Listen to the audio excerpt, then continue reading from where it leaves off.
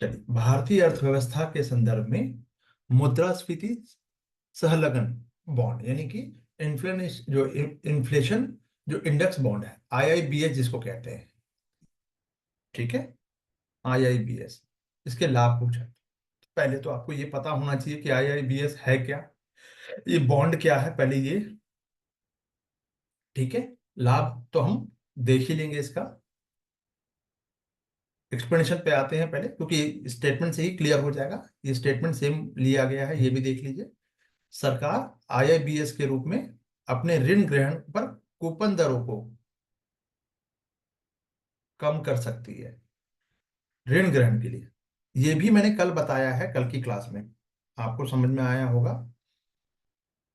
ये 100 रुपए का जो है आपको मिलेगा अभी, 100 रुपए का कूपन है, लेकिन आपको अभी परचेज करना है, मतलब सरकार को इमीडिएट पैसे की जरूरत है, तो 40 रुपए में सरकार बेच रही है। और ये 100 रुपया जो है 2 साल बाद आप इसको डिपॉजिट जमा कर दीजिए, सबमिट कर दीजिए, और आपको ये पूरा 100 का 100 मिल जाएगा। यही बात थी, ये भी बता रखा है। तो कूपन को, ऋण ग्रहण पर कूपन दरों को कम कर सकती है, ठीक है, ये कथन था। तो जब सरकार बॉन्ड के जरिए क्या करती है, पैसा उधार लेती है, यानी पैसे की कमी है तभी तो करेगी, ठीक है। तो शुरुआत में कम ब्याज दर देनी पड़ती है, इसलिए ऐसा क्यों है, क्योंकि इन बॉन्ड में एक खास सुरक्षा होती है कि गवर्नमेंट इसको इशू कर रही है। तो महंगाई बढ़ने पर निवेशकों को, इन्वेस्टर को थोड़ा सा ज्यादा रिटर्न मिलेगा, इसीलिए निवेशक कम शुरुआती ब्याज दर पे भी इस बॉन्ड पे पैसा लगाने को तैयार हो सकते हैं कि भैया, एक तो हमारा पैसा नहीं डूबेगा, प्लस आगे चलकर बेनिफिट है, इंटरेस्ट ज्यादा है, तो इसीलिए, ठीक है। तो जिससे क्या है, सरकार को उधार लेने पर कम ब्याज देना पड़ता है स्टार्टिंग में, लेकिन फिर इसी का रिवाइस वर्सा देख लीजिए। स्टार्टिंग में कम ब्याज देना, लेकिन आगे चलकर सरकार को ज्यादा पैसा देना पड़ेगा, तो लायबिलिटी बन जाएगी, ये भी ध्यान रखिएगा, ठीक है। सेकंड स्टेटमेंट है, आईआईबीएस निवेशकों को मुद्रास्फीति के बारे में अनिश्चितता से सुरक्षा प्रदान करते हैं। ऑब्वियस सी बात है यार, ये देखो, महंगाई बढ़ने पर, इन्फ्लेशन की तो बात हो रही थी, इसी से ही क्लियर हो गया। तो महंगाई के डर से बचाते हैं आमतौर पर। पैसे की कीमत, महंगाई बढ़ने पर क्या होगा, महंगाई बढ़ने पर पैसे की वैल्यू जो होती है वो कम हो जाती है, यानी कि पहले आटा 50 रुपए किलो आ रहा था, अब 70 रुपए खर्च करने पड़ रहे हैं उसी आटे के लिए, ठीक है। तो लेकिन आईआईबीएस में इस तरह से डिजाइन किया जाता है कि उसमें मिलने वाला रिटर्न जो है, ब्याज और मूलधन महंगाई के साथ बढ़ जाता है, तो एडजस्टमेंट है यहाँ पे, ठीक है। तो इन्वेस्टर को पैसा लगाने में की जो असली कीमत है वो बनी रहती है, और इस बात की चिंता नहीं करनी पड़ती कि महंगाई से उनकी बचत कम कर देगी, नहीं, बचत आपकी बढ़ेगी। यानी मान लीजिए कि 10 साल पहले, आप ऐसे समझिएगा, 10 साल पहले किसी ने रिलायंस का, एक एग्जाम्पल, हालांकि रिलायंस गवर्नमेंट स्टेक नहीं है, बट रिलायंस का लिया गया था शेयर, या बॉन्ड लिया गया था। 10 साल बाद उसकी कीमत कितनी होगी, मान लीजिए कि दस दस साल पहले लिया गया था 1 लाख रुपए में, 1 लाख में। अब आज उसकी कीमत हो जाएगी, अगर वर्तमान में देखें तो भाई 50 लाख हो गई। तो पहले 1 लाख की वैल्यू थी, आज 1 लाख की वैल्यू नहीं है, लेकिन आज 50 लाख की तो वैल्यू है कम से कम। जैसे आप समझिए कि जब मेरे फादर, जब उन्होंने जब अपनी जॉब को ज्वाइन किया था, तो शायद उनको 125 रुपया मिला करता था। तो 125 रुपये में हमारी पूरी फैमिली चल जाती थी। आज के 125 रुपये में फैमिली चल सकती है? नहीं, क्योंकि महंगाई बढ़ गई है ना। 125 रुपये में तो भाई 2 दिन का दूध नहीं आ पाएगा, 2-3 दिन का, है ना। चलिए, तो अब सैलरी बढ़ेगी, सैलरी बढ़ेगी ना, बस इसी तरह से आपने पहले कम पैसे लगाए थे, लेकिन उसमें इतना पैसा आपको रिटर्न में मिल जाएगा कि अब आप उसको, महंगाई का आपको असर नहीं पड़ेगा। जैसे मान लीजिए, अगर 1 साल, 10 साल पहले अगर आपने 1 लाख रुपए लगाया था, और 10 साल बाद भी आपको 1 लाख रुपए मिल रहा है, तो उस 1 लाख की वैल्यू क्या है, जीरो है, जीरो है, वो जीरो भी नहीं, माइनस में है वो, ठीक है। चलिए, तो आईआईबीएस से प्राप्त ब्याज के साथ साथ पूंजीगत कर योग्य नहीं होते। अभ्यास है कि जो ब्याज मिलेगा, अगर उन्हें बेचने पर कोई फायदा होता है, यानी पूंजीगत लाभ, तो उस पर टैक्स टैक्स लगेगा। इन बॉन्ड पर कोई विशेष छूट नहीं होती है, इसीलिए टैक्स नहीं लगेगा। ये भी सही है। जैसे कि अगर आप जैसे गवर्नमेंट एम्प्लॉय हैं और पीएलआई पोस्टल लाइफ इंश्योरेंस लेते हैं, या फिर आप कोई एलआईसी का बॉन्ड लेते हैं या एलआईसी लेते हैं, तो आप इनकम टैक्स में उसको दिखा सकते हैं कि भैया हमारी खर्चे में हम ये सेविंग हमने कर रखी है, पैसा यहाँ जा रहा है। ये नहीं कि फ्रिज और कूलर टीवी और कार ले ली है, उसके लिए नहीं है। आपने कहीं ना कहीं पैसे को इन्वेस्ट किया है, ये दिखाइएगा, तो आपको टैक्स में रिबेट मिलता है। ठीक है, तो गवर्नमेंट को आपने पैसा दिया था डबल करने के लिए या फिर सेव करने के लिए, उसको बढ़ाने के लिए इंटरेस्ट ज्यादा मिलेगा। तो गवर्नमेंट उस पैसे पर, क्योंकि अगर टैक्स लग ही गया तो आप डिमोटिवेट होंगे कि भैया फिर सरकार तो फिर से टैक्स ले लेगी इस पे। तो उनको इनकरेज करने के लिए टैक्स पर छूट दे दी जाती है कि भैया जाओ, कोई विशेष छूट नहीं है लेकिन टैक्स नहीं लगेगा। क्लियर है? चलिए, तो स्टेटमेंट क्या था? कर योग्य नहीं है,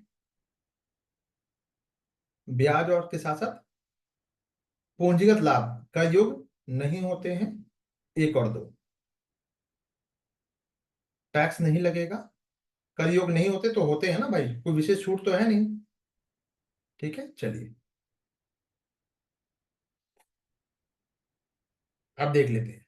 एक और वर्ड है, देखिए इकोनॉमी में, और बहुत, अब तो इकोनॉमी ही नहीं, अब सारे सब्जेक्ट में ऐसा ही कर दिया गया कि अगर टर्म्स पता है तो आपका बेड़ा पार है। ठीक है, कौन कौन से कार्यकलाप अर्थव्यवस्था में वास्तविक रियल क्षेत्र, रियल सेक्टर का निर्माण करेंगे। जैसे कहते हैं ना रियल स्टेट में पैसा लगा, तो रियल सेक्टर की बात हो रही है, रियल स्टेट की बात नहीं हो रही है। ठीक है, तो रियल वास्तविक सेक्टर किसको कहेंगे भाई? यानी अर्थव्यवस्था का वह हिस्सा जिसमें असल में वस्तु और सेवाओं का उत्पादन होता है। ठीक है, जो कुछ कोई ठोस चीजें बनेंगी या कोई सर्विस दी जाएगी, उसको हम रियल सेक्टर कहेंगे। ठीक है, आइए, तो पहले तो हमने डेफिनेशन देख लिया, अब इसके बारे में देख लेते हैं कि किसान को अपनी फसल काटना, किसान अपनी फसल को प्रोड्यूस कर रहे हैं, उत्पादन कर रहे हैं, माने प्रोड्यूसर है वो। ठीक है, तो वास्तविक चीज है, रियल में है, अर्थव्यवस्था से जुड़ी हुई है, तो यह माना जाएगा। ठीक है, दूसरा देखें, कपड़ा मिलों में कच्चा जो कपास है, कच्चे कपास को कपड़े में बदलना, भौतिक वस्तु है, फिजिकल है, दिख रहा है, उत्पादन हो रहा है, वास्तविक क्षेत्र है। किसी कमर्शियल बैंक में का व्यापारिक कंपनियों को धनराशि उधार देना, पैसा उधार दे रहा है, सिर्फ पैसा उधार दे रहा है, वस्तु या सेवा तो नहीं बना रहा है। कोई सर्विस, बैंक वित्तीय सेवाएं प्रदान कर रहा है। ठीक है, तो वो वित्तीय क्षेत्र हो गया, फाइनेंशियल सेक्टर हो गया, ना कि रियल सेक्टर। पैसा उधार दे रहा है, उसमें कुछ नया उसका प्रोडक्शन नहीं हो रहा है ना, अकॉर्डिंग टू डेफिनेशन। वस्तु या सेवा का उत्पादन हो रहा हो तो आप कहोगे कि सर सर्विस तो दे रहा है वो, कम से कम बैंक तो सर्विस दे रहा है, सर्विस चार्ज भी काटता है, तो भैया वो फाइनेंशियल सेक्टर के लिए है। ठीक है, चलिए, तो ये नहीं होगा, ऑब्वियस है। और चौथा जो है, किसी कॉर्पोरेट निकाय का, यानी बॉडी, जो कॉर्पोरेट बॉडी का विदेश में रुपया अंकित मूल्य के बॉन्ड जारी करना। यानी बॉन्ड कब जारी करती है, चाहे कोई कंपनी करे या सरकार करे। कोई कंपनी करे, जब कंपनी को पैसे चाहिए या सरकार को पैसे चाहिए तो बॉन्ड जारी करेगी। ठीक है, तो पैसे जुटाने के लिए किया जा रहा है, लेकिन सीधे तौर पे वस्तु या सेवा का उत्पादन यहां भी नहीं हो रहा है। ये भी एक फाइनेंशियल गतिविधि है, वित्तीय क्षेत्रक है। तो कौन सा वित्तीय क्षेत्रक है, कौन सा रियल सेक्टर है, ये आपको पता चल गया। क्लियर है?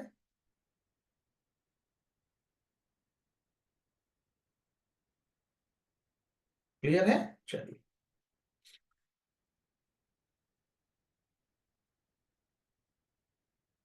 परिवर्तनीय बॉन्ड के संदर्भ में बात करनी है, ठीक है। परिवर्तनीय बॉन्ड क्या है भाई, क्या बला है? देखिए नाम से क्या लग रहा है? मयंक जी, मोहित कुमार तो नहीं होंगे? हाँ, मोहित कुमार नहीं होंगे। चलिए, मयंक जी, नाम में है परिवर्तन लगा हुआ, यानी चेंज कर रहा है वो अपने आप को, ठीक है, बॉन्ड। अच्छा, चलो देखते हैं। क्योंकि बॉन्ड को इक्विटी में बदलने का विकल्प है, परिवर्तन कर सकते हैं इक्विटी में, कन्वर्टेबल बॉन्ड जी। तो कन्वर्टेबल का मतलब क्या हुआ? उसका स्वरूप बदल जाएगा लेमन टर्म्स में, अभी हम बहुत ज्यादा इकोनॉमिक टर्म्स में बात नहीं करेंगे, ठीक है। तभी आपको समझ में आएगा और तभी ये एग्जामिनेशन हॉल तक जाएगा, ठीक है। तो चूंकि बॉन्ड को इक्विटी में बदलने का यहाँ पे विकल्प है, क्यों है इक्विटी में? क्योंकि परिवर्तनीय बॉन्ड है, कन्वर्टेबल बॉन्ड है बॉस। तो यानी कि आप कभी भी ए से बी में जा सकते हैं, कन्वर्ट करा सकते हैं। तो ऑब्वियस है यार कि जो कन्वर्टेबल बॉन्ड होगा अपेक्षाकृत कम ब्याज दर का भुगतान करते हैं। चलिए, तो ये स्टेटमेंट है, ये राइट है या रॉन्ग है, ये देखना है, ठीक है। तो अब इसको थोड़ा सा समझते हैं। परिवर्तनीय जो यानी कन्वर्टेबल बॉन्ड जो है एक तरह का कर्ज पत्र होता है, सर्टिफिकेट, ठीक है, जिसमें नियमित ब्याज तो वह आपको नियमित इंटरेस्ट तो देगा, साथ ही भविष्य में शेयर इक्विटी में बदलने का विकल्प भी देता है। यानी शेयर में आप उसको कन्वर्ट करवा लीजिए। यानी मान लीजिए कि 1 लाख रुपए है मेरे पास, ब्याज व्याज सब जोड़ जाड़ के मेरा मूलधन सब जोड़ के हो गया है 1 लाख रुपए। तो बोलो, तो वो आपके पास विकल्प रखेगा कि या तो आप 1 लाख रुपया ले लीजिए या फिर आप 1 लाख का शेयर ले लीजिए। तो बॉन्ड जो है, पेपर जो है, वो इक्विटी में, शेयर में कन्वर्ट किया जा सकता है। तो यह शेयर में बदलने का जो अतिरिक्त फायदा है उसकी वजह से इन बॉन्ड पर थोड़ा कम ब्याज मिलता है, यानी इंटरेस्ट थोड़ा रेट कम हो जाएगा। जैसे कि ऐसे समझिए, जब आप कोई घर परचेस करने जाते हैं और एक लोन लेते हैं किसी बैंक से, ठीक है, या कोई भी अपनी जरूरत के लिए आप लोन लेते हैं बैंक से, तो एक होता है fix bond, fix interest rate, एक होता है फ्लेक्सिबल। दो तरह के आपको चॉइस दिए जाएंगे। फिक्स वाले में क्या है कि भैया मार्केट कुछ भी हो, मान लीजिए 10% है तो हर साल आपको 10% ही देना है। कल को ब्याज दरें कम होके 6% पे आ जाएगी तब भी आपको, चूंकि आपने साइन कर रखा है 10% पे, तो आपको 10% ही पे करना होगा। फ्लेक्सिबल में क्या है कि आप कभी मार्केट में अगर 6% हुआ तो 6% दीजिए, मार्केट अगर 15% में अगर टैक्स अगर लगना स्टार्ट हो गया सपोज, तो 15% पे करना पड़ेगा, डिपेंड ऑन मार्केट, ठीक है। तो यही वजह से कंपनियां आमतौर पर इस बॉन्ड पर थोड़ा कम ब्याज क्यों देती है? क्योंकि ये कन्वर्टेबल है भाई। बात समझ में आ रही है? अब इसको उलट दीजिए, ये तो यहां तो आप कंज्यूमर है ना, यहाँ पे कंपनी जो है, कंपनी को पे ऑफ करना है ना, पे करना है, तो ब्याज दर यहाँ पे कम रखी जाएगी क्योंकि कन्वर्ट कर सकते हैं, फिक्स रहता तो नहीं करती, ठीक है। ये बात समझ में आई? खाली ये सब मत बोल दीजिएगा, नहीं आई है तो नहीं भी बोल सकते हैं, विकल्प है आपके पास, है ना। चलिए, तो निवेशक कम ब्याज दर इसलिए भी एक्सेप्ट कर लेंगे कि उम्मीद है कि कंपनी अच्छा प्रदर्शन करेगी, तो बॉन्ड को हम बदल देंगे, कन्वर्ट कर लेंगे और या शेयर ले लेंगे, अडानी का पूरा कंपनी ही टेक ओवर कर लेंगे। मजाक है, हकीकत मत समझ लेना। क्लियर? तो ऐसा कुछ, यदि एक चीज में दो फायदे मिल रहे हैं तो हो सकता है कि ब्याज दर में थोड़ी कमी हो जाए, चल जाएगा, भविष्य में हमको फायदा मिलेगा क्योंकि हमको शेयर, मेरा पैसा जो है शेयर में कन्वर्ट हो जा रहा है, बेनिफिट ही हो रहा है, प्रॉफिट ही हो रहा है ना। चलिए, नेक्स्ट स्टेटमेंट देख लेते हैं। इक्विटी, वही शेयर, इक्विटी का मतलब शेयर, ठीक है। शेयर का जो एक पार्ट है उसको इक्विटी कहते हैं, ठीक है, अगर ऐसे समझना है तो समझिएगा। जैसे रिलायंस का कितना शेयर ले रहे हैं, तो शेयर नहीं लेते हैं बेसिकली, वो इक्विटी लेते हैं। रिलायंस का शेयर है वो, लेकिन उसका कुछ पार्ट ले रहे हैं तो पार्ट को इक्विटी कहते हैं, ठीक है। इक्विटी के के लिए बदलने के लिए विकल्प जो है बॉन्ड धारक को बढ़ती हुई उपभोक्ता कीमत से इंटरसेक्शन की जो मात्रा है वो प्रदान करता है। इसका कहने का मतलब क्या है, थोड़ा सा दिमाग लगाइएगा, अपने आप समझ में आएगा। झोलझाल वाली भाषा है, कॉम्प्लेक्स वाली भाषा है। उपभोक्ता कीमत बढ़ने का मतलब क्या होता है, पहले ये समझिए, महंगाई बढ़ना। पहले दूध 10 रुपए में मिल रहा था, आज 50 में मिल रहा है। ठीक है, ऐसे समझिए। तो जब परिवर्तनीय बॉन्ड आपके पास है, ठीक है, तो आप उसे कंपनी, उसके बदले में आप, भैया हमको पैसा नहीं चाहिए, हमको शेयर में कन्वर्ट कर दो, ठीक है, बदल दिया हमने शेयर पे। तो कंपनी का बदले में क्या है, आपके पास कंपनी की हिस्सेदारी आ गई। अब महंगाई बढ़ी तो कंपनी के सामान और सेवाओं की कीमतें भी बढ़ गई, तो आपकी कमाई भी बढ़ जाएगी, तो शेयरों के दाम भी बढ़ेंगे। जब शेयर के दाम बढ़ेंगे तो शेयर के में बदलने का विकल्प आपको एक तरह से महंगाई से बचाव का मौका देगा, क्योंकि आपका शेयर का भी प्राइस बढ़ गया। ठीक है, तो आपके बॉन्ड का जो मूल्य है शेयर के रूप में जो है महंगाई के साथ साथ बढ़ता जाएगा, तो आपको चिंता करने की जरूरत नहीं है। क्योंकि आज हमने 1 लाख लगाया था, 5 साल बाद वो 10 लाख हो जाएगा। या 5 साल नहीं, अब तो 8 साढ़े 8 साल लेता है डबल करने में, या 10 साल लेता है, ऐसा कुछ है। जबकि एक साधारण बॉन्ड में ऐसा नहीं होगा, बिल्कुल नहीं होगा बॉस। ठीक है, जो अमाउंट में तय कर दिया गया, मान लीजिए 10 साल पहले दिया गया था 7%, तो 7% ही रहने वाला है। तो कुछ हद तक आपको शेयर बाजार में बदलने से क्या है, महंगाई के असर को कुछ हद तक इसमें जोड़ दिया जाता है। अब कभी शेयर लिया तो ऐसा है, लेकिन अगर आपने बॉन्ड ही लिया होता, नहीं नहीं भैया हमें तो बॉन्ड ही लेना है सर, फर्ज करो मयंक जी ने कहा कि नहीं सर हमको बॉन्ड ही चाहिए, very good, middle class mentality में बॉन्ड की बात होती है, सही बात है। लेकिन अब आप ये भी देखिएगा, बॉन्ड में ये दोनों चीजें शामिल नहीं होंगी। जैसे महंगाई को एडजस्ट करना, ये उसमें नहीं होगा। 6% दिया, 7% दिया, तो वो उतना ही रहने वाला है।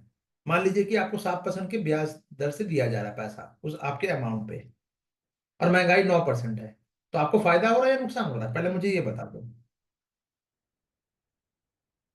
हर साल आपको 7% लो, जो बैंक जो है वो इंटरेस्ट दे रही है, और महंगाई 9% है, तो हर साल आपको 2% का लॉस हो रहा है। तो टोटल हो गया 10% का, 5 साल में 10% का लॉस हो गया, यानी इट्स अ ह्यूज अमाउंट। ये बात समझ में आई? चलो नेक्स्ट क्वेश्चन की तरफ चलते हैं। भारत में कार्य कर रही जो विदेशी स्वामित्व वाली यानी ई वाणिज्यिक फर्म जो है, उसके संदर्भ में पूछा गया कि कौन सा अगर जो कथन है वो राइट है या रॉन्ग है। ठीक है, चलिए स्टेटमेंट हम यहां से देख लेते हैं। अपने प्लेटफॉर्म को बाजार स्थान के रूप में प्रस्तुत करने के अतिरिक्त वे अपने माल के विक्रय, विक्रय मतलब बेचना, बेचकर भी कर सकते हैं। अपने प्लेटफॉर्म को बाजार स्थान के रूप में प्रस्तुत करने के अतिरिक्त, यानी बाजार में उस लॉन्च करना है, उसके अलावा क्या, अपने माल का बिक्री बिक्री भी कर सकते हैं। ये कौन कौन कर सकता है? ये विदेशी स्वामित्व वाली ई कॉमर्स वाली जो फर्म है, जैसे कि अमेजन हो गया, विदेशी स्वामित्व है ना। फ्लिपकार्ट का पता नहीं, बट अमेजन तो है। ठीक है, चलिए। तो यह कथन कहता है कि विदेशी ई कॉमर्स कंपनियां अपने वेबसाइट या ऐप को एक ऐसे बाजार की तरह दिखाती है कि अलग अलग विक्रेता अपने सामान बेचते हैं, खुद भी वो अपना सामान बेच बेच सकती है, और अपने ग्राहकों को सीधे बेच सकती है, बिल्कुल ऐसा होता है। अभी तो एक और भी स्कैम चल रहा है, आपको पता ही होगा कि कोई भी अगर कोई यूनिक प्रोडक्ट लॉन्च हो रहा है तो अमेजोन क्या कर रही है, उसका एक फेक तैयार करवा रही है, फिर उसको स्केल, क्योंकि उसके पास स्केल बड़ा है, तो उसको वो प्रमोट कर देती है। तो ओरिजिनल जो प्रोडक्ट है वो गायब हो जाएगा और इनका प्रोडक्ट बिकने लगेगा, है ना। बड़ा गोरख गोरख धंधा है। चलिए, तो असलियत में क्या होता है, भारत में ई कॉमर्स के नियम के अनुसार अगर हम बात करें तो मार्केट प्लेस की तरह ही ये काम करती है, यानी अलग अलग, जो सिर्फ अलग अलग विक्रेताओं को अपना सामान बेचने के लिए एक प्लेटफॉर्म दे रही है, खुद अपना सामान नहीं बेच सकती। भारत में तो ऐसा हो रहा है, लेकिन भारत में यह है कि भारत के ई कॉमर्स नियम के अनुसार, ठीक है, ये हो रहा है। तो उनके माल उनका जो मॉडल है इन्वेंट्री आधारित, इन्वेंट्री बेस्ड माना जाएगा। इसका मतलब है कि वे सामान के मालिक है और सीधे बेच रहे हैं। यानी अभी तक ई कॉमर्स, जैसे मैंने अभी आपको ये जो छोटी सी कहानी सुनाई है अभी आपको, 2-4 लाइन वाली, वो यहाँ पे हो रहा है। ऐसा नियम नहीं है, बट ऐसा हो रहा है। तो नियम के तहत बाजार स्थान मॉडल और इन्वेंट्री मॉडल अलग अलग माने जाते हैं। तो ये पूछा क्या बेच सकते हैं भारत में, ऐसा क्या रूल है? तो जवाब है नहीं। बेच अपना माल खुद नहीं बेच सकते आप, सिर्फ एक प्लेटफॉर्म है। जैसे कल को मैं कहूं कि यूपीआई जो है वो पेमेंट बैंक है ना, सिर्फ पेमेंट करने के काम आएगी। मैं कहूं यार मुझे उधार चाहिए था, मयंक जी, तो क्या मुझे यूपीआई या गूगल पे उधार देगा? जल्दी बताओ यार, कुछ समझ में आ रहा है? जो भी आ रहा है इन पॉइंट, हाँ बिल्कुल ऐसे ही नहीं दे सकता। इतना डर क्यों लग रहे हो? ज्यादा डरोगे तो फिर दिक्कत होगी, है ना। चलो, वे अपने प्लेटफॉर्म पर किस अंश तक बड़े विक्रेताओं को स्वीकार कर सकते हैं, ये उसकी अपनी एक लिमिटेशन है। यानी विक्रेता मतलब बेचने वालों को कितना जगह दे रहे हैं, वो एक लिमिटेशन में है। आम बोलचाल की भाषा में कहें तो कथन जो है ये कह रहा है कि विदेशी जो ई कॉमर्स कंपनियां हैं उन पे एक कैप लगा दी गई है, एक सीमा लगाई गई है कि अपने प्लेटफॉर्म पर एक बड़े विक्रेता को कितना ज्यादा सामान बेचने की वो अनुमति दे सकते हैं। अब जरा सा देखिए कथन सही क्यों है। ई कॉमर्स इंडिया में अगर हम बात करें, ई कॉमर्स नियम कहता है कि एक ई कॉमर्स कंपनी सिर्फ बाजार स्थान की तरह ही काम कर रही है, अपना सामान नहीं बेचना है, ठीक है। अपने प्लेटफॉर्म के जरिए कुल बिक्री राशि का वो 25% से ज्यादा किसी एक विक्रेता से नहीं करा सकती। यानी कि शेखर जी भी है मार्केट में, मयंक जी भी हैं, गुलबशा जी भी हैं, डिंपल जी भी हैं, ज्योति जी भी हैं, सब लोग हैं, मोहित कुमार भी है, ठीक है।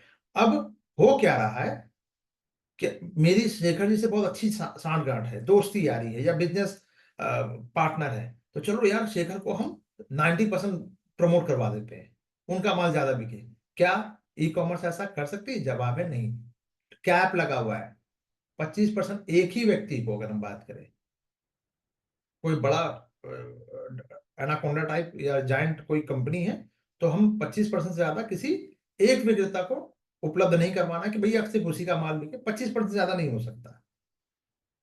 तो इसका मतलब ये है कि विक्रेता की भी एक सीमा है, बाजार में ज्यादा डाइवर्सिटी बनी रहे और छोटे विक्रेताओं को भी मौका मिले। क्लियर है? इसका मतलब ये था। क्लियर है? चलिए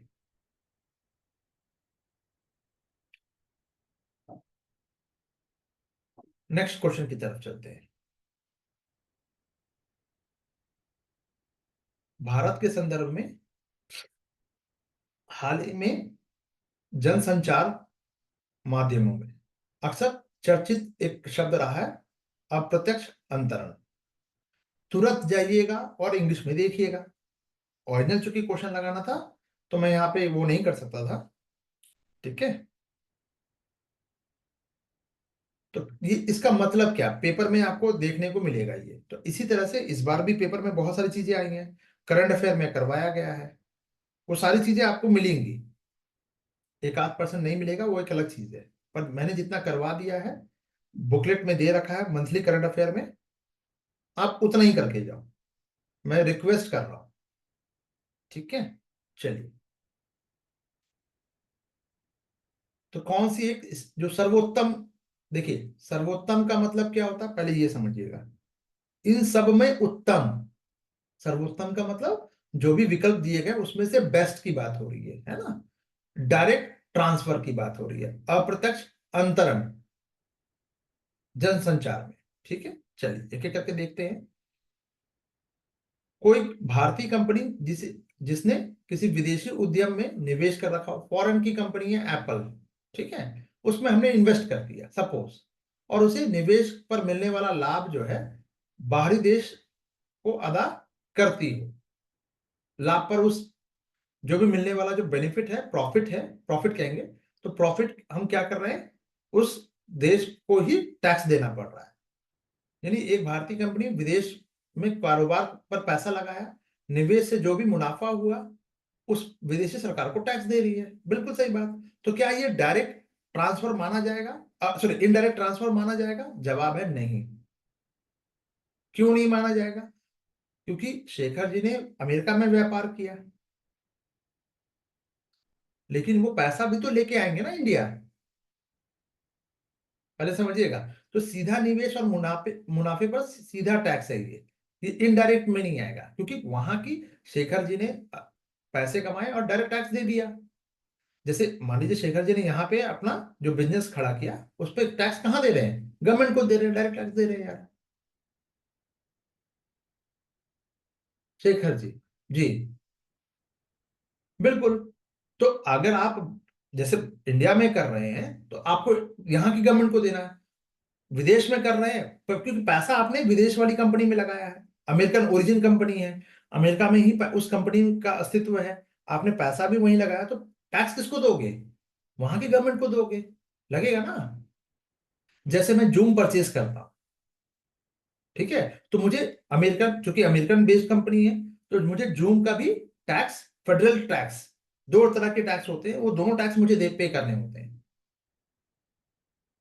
मैं अमेरिकन टैक्स भी पे कर रहा हूं क्योंकि वहां ये कंपनी वहां की है। बात समझ आ रही है? तो ये जो मैंने जो टैक्स पे किया वो डायरेक्ट है या इनडायरेक्ट है? डायरेक्ट टैक्स में आएगा बॉस। कितना आसान था, है ना।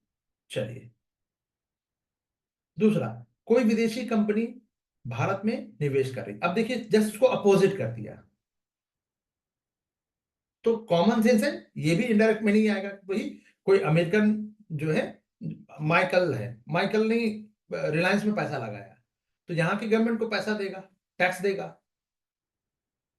ठीक है। तो निवेश से मिलने वाले लाभ को, प्रॉफिट को आधारभूत देश को अदा करती हो, यानी कि यहाँ की इंडियन कंपनी को वो पेमेंट टैक्स दे रहा है, तो वो भी डायरेक्ट टैक्स में आएगा, इनडायरेक्ट में तो आएगा नहीं। और पूछा क्या गया है? इनडायरेक्ट जो ट्रांसफर, अंतरण। ठीक है। तो एक विदेशी कंपनी भारत में पैसा लगा रही है, मुनाफा भी कमा रही है, तो उस पर अपने देश में टैक्स दे रही है। क्या ये डायरेक्ट इसमें आएगा? तो जवाब है नहीं, ये भी नहीं, क्योंकि निवेश किया है, प्रॉफिट जो है विदेशी, विदेश में टैक्स ही इसमें रहा हो। भारत में कमाया गया मुनाफा पर भारत सरकार के नियम लागू हो सकते हैं, अलग नियम। इसी बात पे चलिए मैं आपको थोड़ा सा और एक लाइन का, इसमें आपको आपको याद आ जाएगा, अगर याद नहीं आ रहा है तो। गूगल का नाम सबने सुना होगा। गूगल ने कहा भैया हम तो अमेरिकन बेस्ड कंपनी है, हम आपकी टैक्स क्यों दें, हम तो यहाँ कुछ बेच नहीं रहे। तो कहा व्यापार कहाँ कर रहे हो? इंडियन गवर्नमेंट ने कहा बेटा व्यापार कहाँ कर रहे हो? तो कहा भारत में। तो कहा उस पर टैक्स बनता है ना। तो कितना हजार, 5,000 करोड़ का टैक्स जो है उसको देना पड़ गया। ये कहानी तो पता ही होगी सबको, कई बार मैंने क्लास में भी करवाई थी, है ना। बस ये वही चीज है। चलिए तीसरे पे आते हैं। कोई भारतीय कंपनी जो किसी बाहरी देश में मूर्त संपत्ति, देखिए फिर से वही आ गया, गौर कीजिए मयंक जी। मूर्त और अमूर्त, क्या हमने इस शब्द को कहीं देखा था? मूर्त और अमूर्त, कमेंट करते चलिए जल्दी जल्दी। कल वाली क्लास में देखा था ना। हाँ। तो मूर्त संपत्ति, अब उसका डेफिनेशन आपको पता है, तो चीजें सॉल्व होंगी या नहीं होंगी? होंगी ना। तो दिख रहा है आपको फायदा। चलिए, तो मूर्त संपत्ति खरीदती है, मूर्त का मतलब क्या, कोई फिजिकल फॉर्म में है यार, और उसका मूल्य बढ़ने पर उसे बेच देती है। तो प्राप्त जो तथा प्राप्ति को भारत में अंतरित कर दे, ट्रांसफर कर देती है, तो इसको क्या माना जाएगा? इनडायरेक्ट जो अंतरण है, अप्रत्यक्ष अंतरण माना जाए इस पैसे को या नहीं? तो एक भारतीय कंपनी विदेश में जमीन या बिल्डिंग खरीद रही है, उसे बेचकर जो पैसा उसे मिलता है वो भारत लेके आ रही है, तो ये इनडायरेक्ट है? नहीं, क्योंकि सीधे विदेशी संपत्ति सीधी खरीद और बिक्री से है, ये भी इनडायरेक्ट में नहीं आएगा। ठीक है। तो आएगा क्या भाई? अब लास्ट ही बचा है, तो ऑब्वियस सी बात है कि लास्ट हो गया, लेकिन लास्ट भी, अब ये लास्ट को पहले नंबर पे रखा गया होता, तब क्या होता, इसलिए चारों को जानिए। ठीक है। कोई विदेशी कंपनी शेयर जो है अंतरित करती है, और उसे शेयर, ऐसे शेयर भारत में स्थित परिसंपत्तियों से अपना वस्तुगत मूल्य वे उत्पन्न करते हैं। इतना कॉम्प्लेक्स करके दिया, देखिए। यही तो डिम्पल जी की भी डिमांड थी कि भाई सर, जो कॉम्प्लेक्स वाला है उसी को ही आप दीजिए। क्या कह रहा है, चलिए। एक विदेशी कंपनी दूसरे कंपनी का शेयर बेचती है। अलग अलग कंपनी अलग अलग दूसरे कंपनियों का भी शेयर खरीदती है ना। तो इन शेयर की असली कीमत मुख्य रूप से क्या है, वो भारत में मौजूद जो संपत्ति है, जमीन फैक्ट्री के कारण है। भले ही शेयर का जो लेन देन है विदेश में वो एक्सचेंज हो रहा है, अमेजन ने एप्पल का खरीद लिया, एप्पल ने रिलायंस का खरीद लिया, वो ठीक है, बस शेयर है। लेकिन ओरिजिनेट कंपनी है कहाँ की, इंडियन बेस्ड। ठीक है। तो इंडियन बेस्ड अगर कंपनी है, भले, क्योंकि उनका शेयर मूल्य जो है भारत में मौजूद चीजों से जुड़ा हुआ है, इसलिए माना जाता जाता है कि वो इनडायरेक्ट रूप से भारत की संपत्तियों का स्वामित्व बदल रहा है। तो ये इनडायरेक्ट अंतर ट्रांसफर होगा। इनडायरेक्ट ट्रांसफर, अंतर मतलब ट्रांसफर ही होता है। अच्छा उदाहरण है, क्यों है, क्योंकि शेयर का जो ट्रांसफर है सीधे भारतीय संपत्ति का ट्रांसफर नहीं है। ठीक है। शेयर के मूल्य भारतीय संपत्तियों में आता है। शेयर का मूल्य किसी भी कंपनी का को हम उसका जो उसका जो कैप है, मतलब उसका जो आकार है, उसकी संपत्ति से, उसके एसेट से जानेंगे, उसका शेयर में मार्केट प्राइस क्या है उससे जानेंगे। ठीक है। तो उसकी संपत्तियों से आएगा, इसलिए इसे अप्रत्यक्ष रूप से भारतीय संपत्ति का जो ट्रांसफर है वो माना जाएगा। ये है इनडायरेक्ट, क्योंकि आप विदेश में उसको खरीद फरोख्त कर रहे हैं, इंडिया में कोई लेना देना नहीं है, शेयर पेपर एक्सचेंज हो रहे हैं वहां पे, लेकिन मूल यहां पे है। ठीक है। ये बात समझ में आई। चलिए, नॉन फंजिबल, ये पंजिबल है या फंजिबल होना चाहिए ना, फ होना चाहिए, पंजिबल क्यों है। चलिए, नॉन फंजिबल टोकन्स, एनएफटी के संदर्भ में बात करना। ठीक है, बहुत अच्छी बात है। कथन पर विचार करना, तो पहले ये टोकन वोकन क्या है पहले ये देखेंगे। जैसे, वे भौतिक परिसंपत्तियों के अंकीय निरूपण, डिजिटल रिप्रेजेंटेशन को सुकर बनाते हैं। सुकर का मतलब हो गया सुअर नहीं, सुकर का मतलब सुअर भी होता है, बट सुकर का मतलब सरल बनाते हैं। ये यूपीएससी का हिंदी का लेवल है ना, बहुत ही खतरनाक लेवल है। चलिए,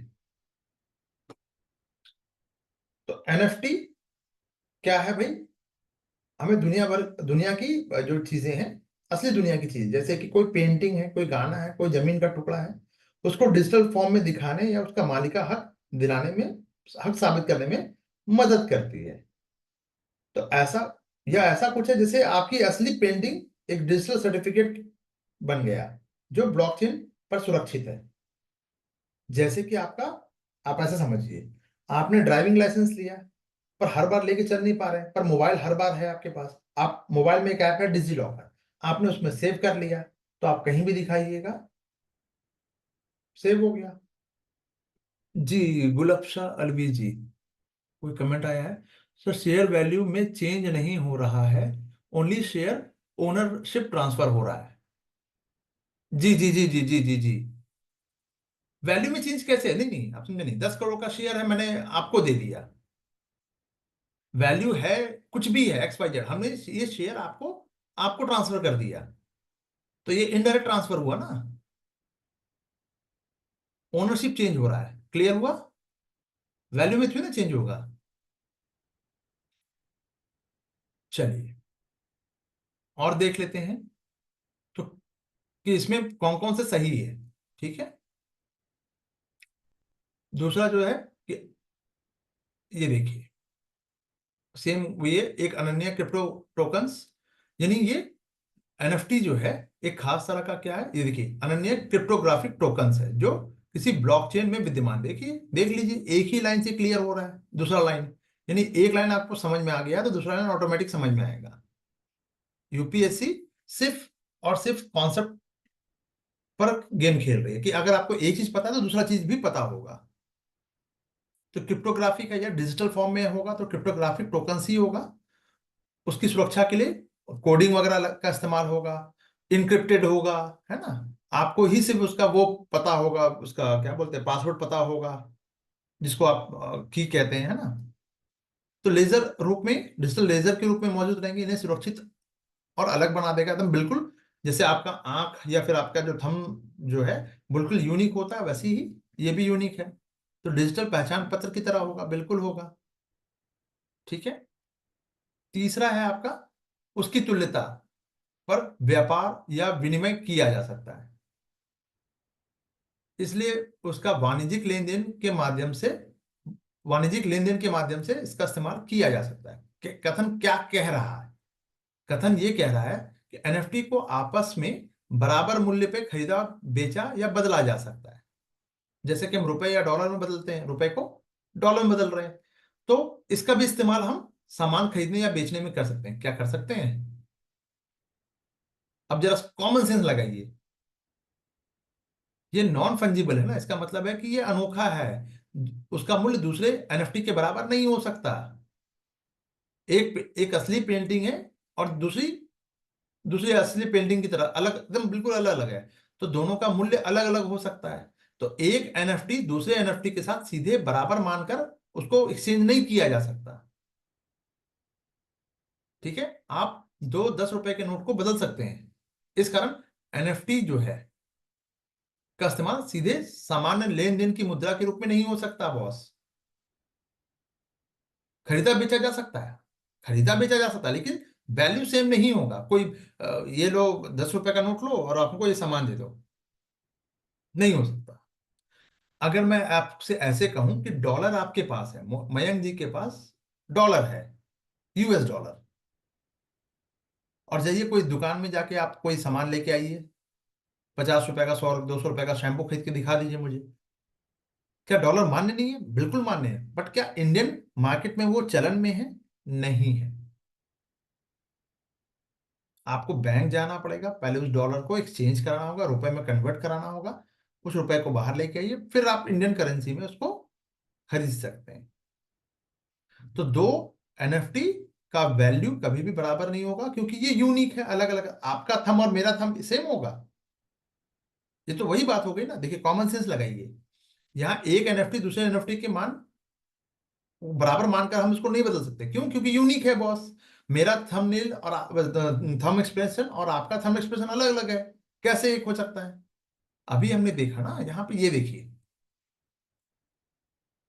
ये देखिए, आपकी अपनी चीज है, बिल्कुल यूनिक है, मालिकाना हक हो गया, यानी आपके, वो आपकी चीज है।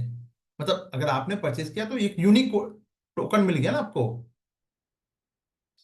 डिजिटल पहचान पत्र, अनोखा, अनोखा डिजिटल पहचान पत्र। अनोखा का मतलब सिर्फ आपके लिए है। बात समझ में आई? चलिए 21 पे आते हैं। तो अब आप देखिए, तो मेरा ये कहना है कि अगर आप इस तरह से इसको समझ समझ के पढ़ते चले जा रहे हैं, डेफिनेटली 30 दिन में आप, अभी भी 30 दिन तो है कम से कम, है ना। 30 दिन में आप, मतलब आप, मेरे पास शब्द नहीं है, आराम से 60, मैं 70%, चलो 70 क्वेश्चन तक आप आराम से कर ले जाओगे। मैं 70 से ऊपर नहीं जाऊंगा। हर बार वो 80 85 आ जाता है मेरे नोट से, वो एक अलग चीज है, मैं उसको ऐसे छोड़ दे रहा हूँ। चलो 15 क्वेश्चन छोड़ दो, हटाओ, 70 तो आएगा बॉस। पिछले 5 सालों से मैं कह रहा हूँ 70 क्वेश्चन आएगा, तो मतलब आएगा, और वो हर बार आ रहा है। ठीक है। इसका बहुत प्रचार प्रसार नहीं हुआ है, मास लेवल पे इसको नहीं किया गया, इसीलिए ठीक है, वो मुझे करना भी नहीं है। चलिए, क्लियर हो गया। तो खरीदा बेचा जा सकता है, लेकिन हर एक का अब मूल्य होगा और उसी विशिष्टता के आधार पर तय होगा, यूनिक होगा, वो अनोखा होगा, है ना। चलिए 21 पे चलते हैं, नेक्स्ट क्वेश्चन की तरफ। कौन सा अपने प्रभाव में सर्वाधिक मुद्रास्फीति कारक हो सकता है? मुद्रास्फीति का महंगाई का कारक, महंगाई का कारक एक एक करके देख लेते हैं। इन्फ्लेशन का मतलब ही क्या है कि भाई मैं चीजें महंगी हो गई, एक लाइन में, सरल भाषा में। तो चीजें और सेवाओं की कीमतें लगातार बढ़ती जा रही है और उसे पैसे खरीदने की क्षमता कम हो जाए, यानी हमारे पास 100 रुपए है, चीजें 110 रुपए की हो गई, तो कैसे खरीदेंगे भाई? तो मेरी क्षमता कम हो गई ना। चलिए, पहला स्टेटमेंट दिया है मुद्रास्फीति यानी मुद्रा इन्फ्लेशन का कारक, फैक्टर पूछ रहा है यहाँ पे। सार्वजनिक ऋण की को चुकाना, चुकौती यानी चुकाने की बात, यानी सरल लैंग्वेज में इसको देखें तो जो गवर्नमेंट ने जो पहले से कर्ज लिया हुआ है उसे वापस चुकाना। क्या ये महंगाई को बढ़ाएगा? दिमाग लगाइए।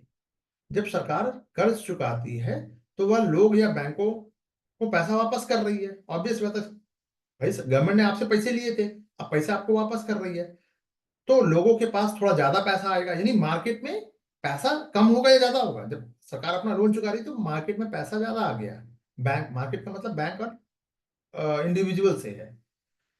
तो लेकिन यह जरूरी नहीं है कि तुरंत ही मांग बढ़ जाए, महंगाई आ जाए, ऐसा नहीं होगा। तो कंट्रोल में रहता है ये। तो इससे मार्केट में आप पहले समझिएगा, जब ऋण चुकाया जाता तो लोगों के पास तो पैसा आएगा, लेकिन मार्केट में मनी का एकदम फ्लो बढ़ जाए ऐसा नहीं होगा। आमतौर पे ये एकदम लिमिटेड होता है, ठीक है, क्योंकि सभी लोगों को के पास पैसा आ रहा है ऐसा नहीं होगा। ठीक है। बजट, तो मनी का ये फैक्ट, इन्फ्लेशन का ये फैक्टर नहीं हो सकता। क्लियर है?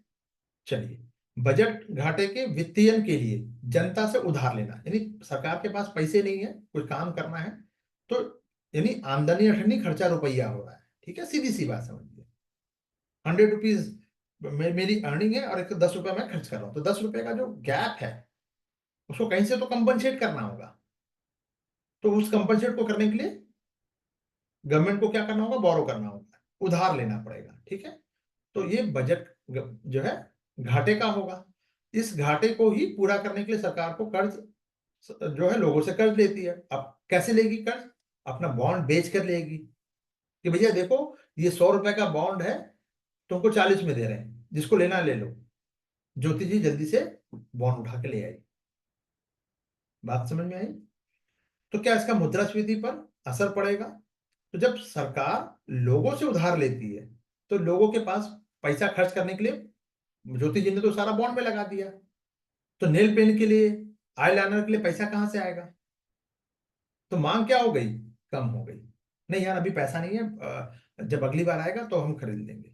या मांग कम हो सकती है, स्टेबल रहेगी, तो मुद्रास्फीति तो नहीं बढ़ने वाली, यानी महंगाई तो नहीं बढ़ने वाली। क्लियर? चलो, बजट घाटे में वित्तीयन के लिए बैंकों से उधार लेना। तो अब इसका क्या मतलब है? बजट घाटे को पूरा करने के लिए वो बैंक से उधार लेती, गवर्नमेंट को का जो खर्च है वो 100 रुपए था, 110 गवर्नमेंट की इनकम हो रही है 100 रुपए, 110 रुपए वो खर्च कर रही है, यानी 10 रुपए का गैप है। उस 10 रुपए को कंपनसेट करने के लिए बैंक से लोन ले रही है। क्या इसको माना जाएगा कि भाई तब आपने महंगाई, इससे महंगाई बढ़ रही है? तो जवाब है, खर्चों को पूरा करने के लिए बैंक से कर्ज लेती है, स्टेटमेंट है। क्या असर होगा? उधार ले रही है बैंकों से, तो बैंक के पास भी पैसा नहीं बच रहा या कम बच रहा है। ठीक है, यानी मार्केट से लिक्विडिटी सक हो गया, तो बाजार की में पैसे की पूर्ति में थोड़ा दबाव आ जाएगा, यानी पैसा कम हो गया। जब बैंकों के पास पैसा तो पर्याप्त होता है, लेकिन मुद्रास्फीति पर महंगाई नहीं बढ़ती इससे। अब बैंक दर क्या करेंगे? जैसे ही आरबीआई ले लिया, गवर्नमेंट ले लिया, समझ लीजिए ऐसे, तो अब बैंक क्या करेंगे? ब्याज दर बढ़ाएंगे कि जिसको ज्यादा नीड होगी वही लेगा। जैसे कि मान लीजिए, सपोज आप सभी को मेंस देना है, ठीक है, और मेंस देने के लिए एक मेंटरशिप प्रोग्राम है, वो 1 लाख रुपए का है सपोज, बहुत ब्रांडेड वो बना के दिया गया किसी भी XYZ कोचिंग का। तो जिसके पास पैसा होगा वही जाके लेगा। कॉमन सेंस वाली बात। जिसका प्री नहीं निकला उसे ये करने की जरूरत नहीं पड़ेगी। बात समझ में आ रही है? यानी बहुत जरूरत होगा तभी लोग जाके लोन लेंगे, अदरवाइज लोन नहीं लेंगे। क्लियर? तो महंगाई बढ़ेगी नहीं। चलिए, बजट घाटे के वित्तीयन के लिए नई मुद्रा का सृजन करना। यानी सरकार अपने खर्चों को पूरा करने के लिए अगर नोट छाप लेती है, डिजिटल फॉर्म में नया पैसा बनाती है, तो क्या महंगाई बढ़ेगी? तो नया पैसा छापेगी तो अर्थव्यवस्था में बहुत ज्यादा पैसा आ जाता है, चीजें और सेवाओं की आपूर्ति उतना ही रहे, और पैसा मार्केट में, यानी एक अनार 100 बीमार, ऐसे समझिए। तो सबको अनार चाहिए, तो कोई कितना भी कीमत देने को तैयार होगा, लेकिन लोगों के पास खरीदने के लिए पैसा ज्यादा हो जाए, यानी सप्लाई कम ही है। मार्केट में 10 दर्जन केले ही आए हैं, या मार्केट में 10 केले ही आए, 10 केले आए, और खरीदने वाले 100 लोग हैं, यानी 100 लोगों के पास पैसे हैं। तो मांग के कारण कीमतें क्या हो जाएगा, डिमांड ज्यादा हो गई ना, 100 लोगों को चाहिए था। अब कीमत बढ़ेगी कि नहीं बढ़ेगी? बढ़ेगी। तो मुद्रास्फीति को बढ़ाने का सबसे तेज और सीधा और तेज तरीका है ये। तो बहुत ज्यादा पैसे जो है बाजार में आने से चीजें महंगी हो जाएगी। यानी कुल मिला के सवाल ये था कि सरकार अगर नोट छाप देती है, जैसे मैंने आप लोगों को कई बार बता रखा है ये चीज, कि भाई 15 लाख रुपए मोदी जी सबको, लो भैया, मेरी फैमिली में 5 लोग हैं, पांचों को दे दिया 15-15 लाख रुपए। तो चीजें सस्ती होंगी या महंगी होंगी? क्योंकि सबके पास आ गई, सबके पास ऑडी हो गया। पहले एक के पास ऑडी था, अब सबके पास ऑडी है। और सबके पास ऑडी है तो फिर भाई रोड भी तो चाहिए। समझ में आ रही है? चलिए, तो महंगाई बढ़ जाएगी, वैल्यू खत्म हो जाएगी ऑडी। फिर सब लोग, यार मेरे घर में खुद 4 ऑडी है, शेखर जी लेके आए अपना ऑडी। मैंने कहा भाई मेरे पास भी 4 ऑडी है, बताओ। ये बात अलग है कि ऑडी छोड़िए, मेरे पास स्कूटी भी नहीं है। ठीक है, चलिए। तो हर कोई ज्यादा कीमत देने के लिए तैयार रहेगा। ठीक है। अब यहां पे कुछ मैंने नई चीजें को इंडक्ट किया, कुछ थोड़ा सा एक्स्ट्रा जो चीजें हैं वो डाली हैं, इसको आप पढ़िएगा।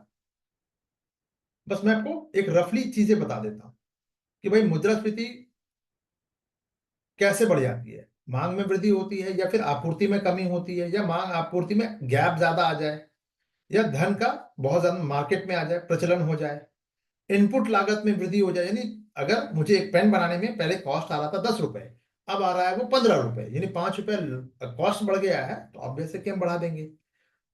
सब्जी में भी, जैसे आप इसको ऐसे समझिए कि पेट्रोल पे 1 रुपए की कीमत जब बढ़ती है, तो मार्केट में उस वस्तु की कीमत 10 रुपए में की वृद्धि हो जाती है, क्योंकि सब में मिडिल मैन है। चीजें कई हाथों से होके गुजर रही है, इसलिए सबने अपना 1-1 रुपया जो है रख लिया प्रॉफिट के नाम पर, तो चीजें महंगी हो गई। मुद्रा का अवमूल्यन, यानी महंगाई कब बढ़ेगी, ये भी एक फैक्टर है। मुद्रा का जब अवमूल्यन, वैल्यू ही गिर जाए, यानी पहले 10 रुपए में चीजें आती थी, अब 20 रुपए में भी कोई नहीं दे रहा, यानी 20 रुपए की भी वैल्यू नहीं रह गई अब। 10 तो कोई पूछ ही नहीं रहा, 20 में भी, 18 में भी कोई नहीं आएगा, वो वस्तु नहीं आ सकती, तो कोई दिक्कत, प्राइस हाइक हो गया। ठीक है। मजदूरी में वृद्धि, तनख्वाह बढ़ गई, तो खर्च करने की तनख्वाह क्षमता भी, कैपेसिटी भी बढ़ेगी, तो मांग बढ़ेगी, और मांग बढ़ेगी तो कीमतें क्या होगी। गर्मी के समय में कूलर, पंखे, एसी, पंखा, एसी, ये सब, फ्रिज ज्यादा बिकता है। ठंड में कोई खरीदता है? ठंड में कंपनी कहती है कि भैया हम 5,000 कम कर देते हैं, और जल्दी से कुछ लोग क्या करते हैं, गुलाबशाली जैसे लोग जाके खरीद लेते हैं। फिर मालूम चला कि वारंटी का 6 महीना तो निकल गया, यूज भी नहीं किया आपने। पर ठंड में पंखा कौन चलाएगा? तो ऐसे नहीं, ऐसे सही, बेवकूफ बन गए आप, है ना। चलिए, तो जो लोग सोचते हैं कि 5,000 बचा लेंगे, आपकी 6 महीने की वारंटी खत्म हो गई, और रखे रखे चीजें खराब होनी है, जल्दी खराब होती है, अगर वो फंक्शनल नहीं है तो जल्दी खराब होती है। ठीक है, चलिए, क्लियर है? इसको पढ़ लीजिएगा अच्छे से। मैं बहुत डिटेल में नहीं जाऊंगा, क्योंकि अभी हमारे पास देख लीजिए 38 पेज पे है, और हमें जाना है 232 पे, मतलब 200 पेज लगभग है हमारे पास। ठीक है, एक बड़ा टास्क है। चलिए, आर्थिक मंदी के समय में, मयंक जी समझ में आई चीजें, पढ़ना है? कितनी बार पढ़ना है मयंक जी? ज्योति जी? Yes sir. लो, जब मैं क्या सवाल पूछ रहा हूं आप लोग क्या जवाब दे रहे हो? 5 टाइम्स, वेरी गुड। तो ये लिखो ना यार, ये मिनिमम है, इससे कम में बात ना बनी। सिलेक्शन लेना है तो इतना करना पड़ेगा, ठीक है। चलिए, वो आपकी, आपको सिलेक्शन की कितनी जरूरत है वो आप तय कर लीजिए। चलिए, आर्थिक मंदी के समय में, मंदी आ गई है, तो निम्नलिखित में से कौन सा कदम उठाए जाने की सर्वाधिक संभावना थी, यानी उस मंदी के प्रभाव को कम करने के लिए क्या चाहिए? चलिए, सरल भाषा में पहले समझते हैं कि इकोनॉमिक जो रिसेशन जिसको कहते हैं, ये वो समय होता है जब अर्थव्यवस्था स्लो डाउन हो जाती है, धीमी पड़ जाती है उसकी गति, लोगों को मुश्किल से नौकरियां मिल रही होती है, कारोबार भी कम हो जाता है। तो यूपीएससी ने पूछा कि क्या क्या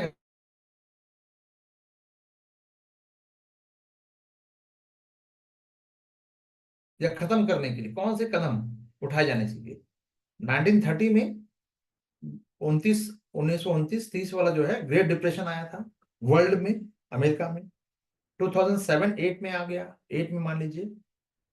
फिर एक अभी थोड़ा सा 1 साल पहले एक और मंदी आया है, पर ये ज्यादा बड़ा वाला मंदी था, है ना।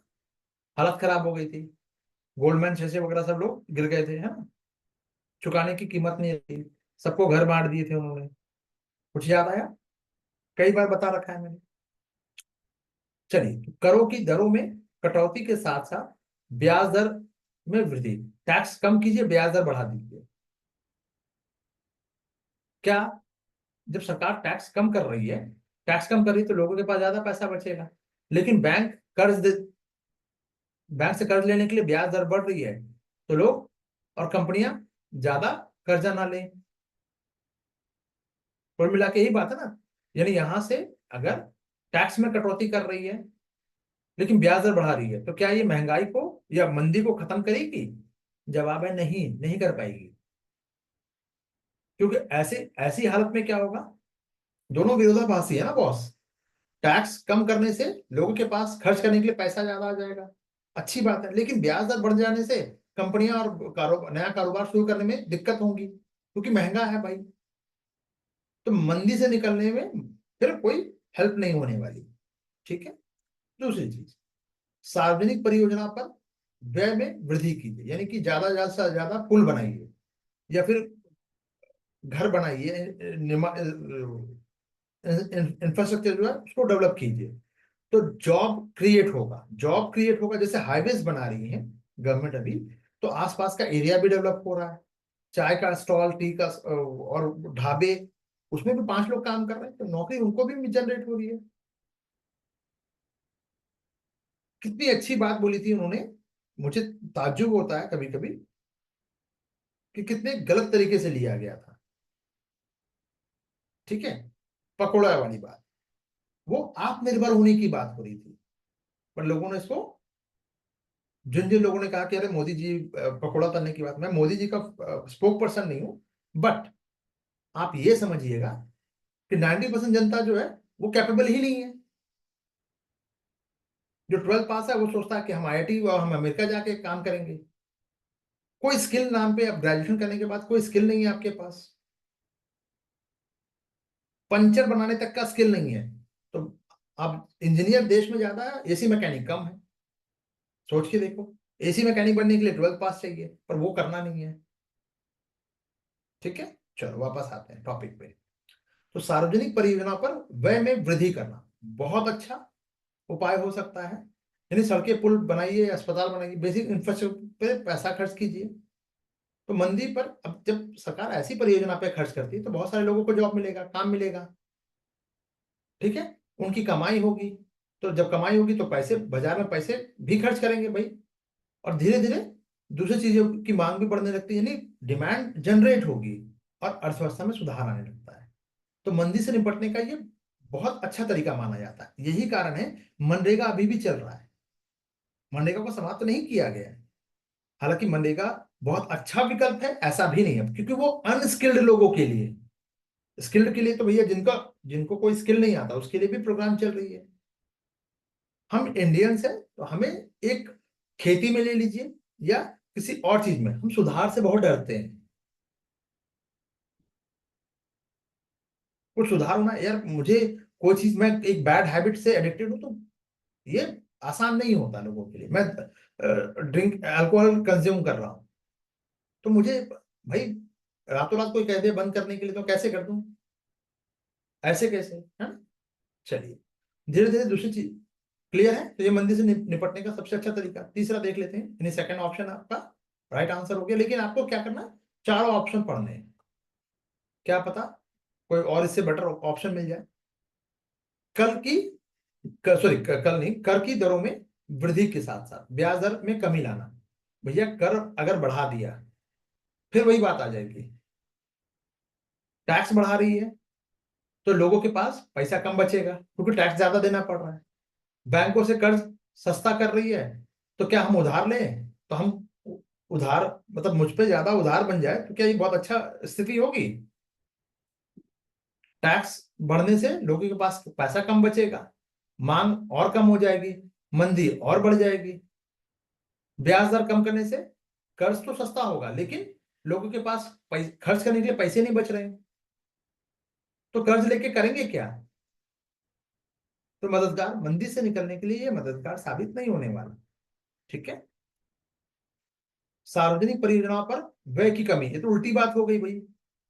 वो कम कर देंगे तो जॉब और नहीं मिलने वाली, ये भी नहीं होगा। ऊपर हमने इसकी चर्चा कर दी है। क्लियर है? चलिए भारतीय अर्थव्यवस्था के संदर्भ में बात करते हैं। मांग प्रेरित मुद्रास्फीति, देखिए फिर से आया मांग प्रेरित मुद्रास्फीति या उसमें वृद्धि किन किन कारणों से होती है। ठीक है, चलिए एक एक करके देख लेते हैं। मांग प्रेरित का मतलब डिमांड पुल इन्फ्लेशन की बात हो रही है, तो ये तब होगा जब वस्तु या सेवाओं की मांग बढ़ जाए, आपूर्ति या उनकी आपूर्ति जो है से ज्यादा हो जाती है, यानी डिमांड ज्यादा हो गया, सप्लाई कम हो गया। 100 लोगों को केले चाहिए थे, 10 केले हैं लेकिन 100 लोगों को चाहिए।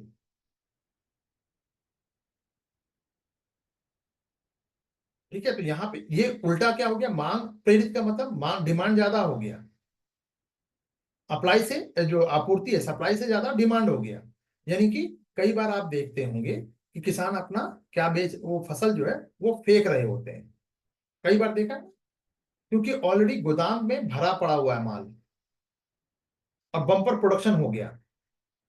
जब बम्पर प्रोडक्शन हो गया और यहाँ गोदाम में स्टोक वेयर हाउस में माल पड़ा हुआ है, मान लीजिए प्याज, अनियन, अनियन यहाँ प्रोडक्शन बम्पर हो गया लेकिन यहाँ भी पिछले पिछला स्टॉक पड़ा हुआ है। तो इसकी इस जो बम्पर प्रोडक्शन के बाद भी क्या किसानों को फसल का सही मूल्य मिलेगा? नहीं, नहीं मिलेगा, प्राइस नीचे गिर गई। बात समझ आ रही है? तो इससे आसान भाषा में कहें कहें तो बहुत ज्यादा पैसा खरीदने के लिए बहुत सामान, बहुत कम सामान। पैसा लोगों के पास है बट सामान ही कम है यार। किन किन कारणों से हो सकता है, चलिए वो देख लेते हैं। विस्तारवादी नीतियां हैं, विस्तारवादी एक्सपेंशनरी जो पॉलिसीज है, यानी जब सरकार उदारता से खर्च करती है, एकदम खुले दोनों हाथ से, एकदम लुटाओ पैसा, तो बाजार में ज्यादा पैसा आ जाएगा। ज्यादा पैसा आएगा तो असर क्या होगा, लोग, ज्यादा पैसा के कारण लोग, सबके पास अब 15 लाख रुपए हैं, सबके सबको मन है कि ऑडी कार ही खरीदनी है।